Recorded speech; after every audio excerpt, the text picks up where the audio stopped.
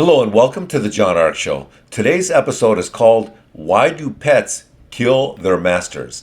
Before we begin, I want to encourage you to subscribe to our channel for free.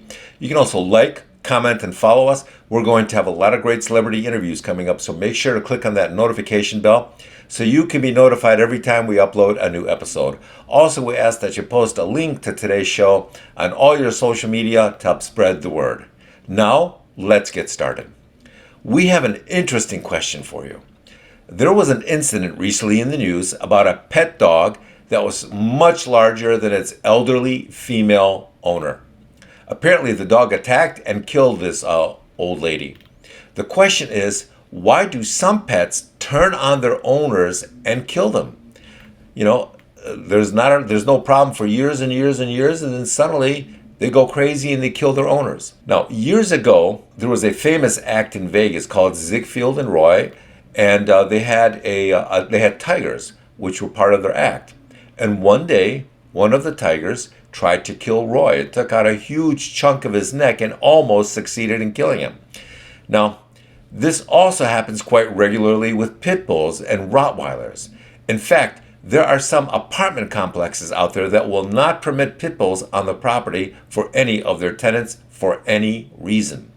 The question we have is, what would cause a dog to suddenly kill its master for some reason? Well, we looked into this, and there are some really interesting possibilities. First of all, they say your dog has to see you as dominant, or they have to see you as the alpha.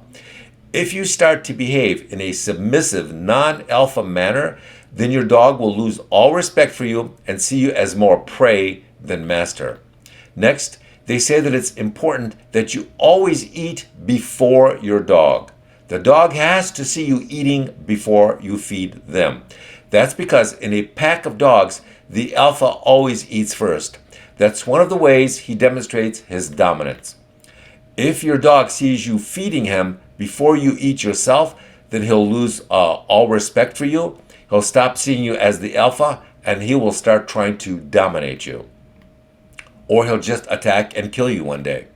Another thing that will cause problems is if your dog sees weakness in you, maybe you're sick or you're limping or some other health issue makes you appear to be weak in the dog's eyes, then that can also be a contributing factor in them seeing you as no longer being dominant. Next, I think we have the biggest issue, and that is the breed of the dog. In my opinion, I think that most pit bulls and Rottweilers have a genetic predisposition to attack other dogs and humans. And now, I know that all the pit bull lovers out there will say it's not the dog, it's the way the dog was raised. Now, the problem with that is I've never seen a golden retriever that was raised badly or a Labrador retriever that was raised improperly attack somebody. It's just not in them. But the pit bulls and the Rottweilers and the German Shepherds, these are natural killers. There's no way around that. No one in the ghetto ever goes out and gets a golden retriever to protect their property. I've never seen that happen. It's just not likely. It's always a pit bull or a Rottweiler or a German Shepherd that they purchase as a guard dog. People always want a killer to protect them from other killers.